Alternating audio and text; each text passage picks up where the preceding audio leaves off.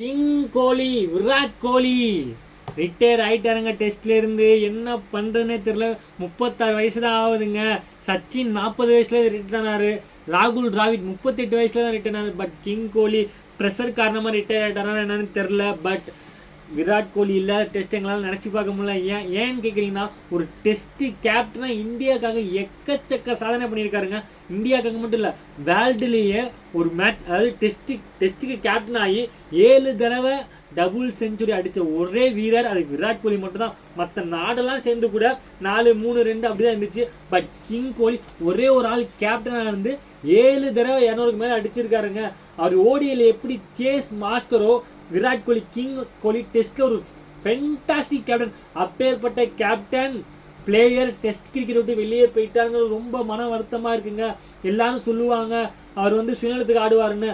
ஆடி இருந்தால் ஒரு 4 வருஷம் ஆடி இருக்கலாம். சச்சின் ரெக்கார்டை கொஞ்சம் மேபி பிரேக் பண்ணியிருக்கலாம். ஏன்னா அவர் 81% இருக்காருங்க. 4 வருஷம் எவ்வளோ மேட்ச் இருக்கும். அசால்ட்டாக ஒரு 19 செஞ்சுரி அடிச்சிருக்கலாம். அவர் பர்சனல் மைல் ஸ்டூடெண்ட்காக ஆடுற ஆள் கிடையாதுங்க.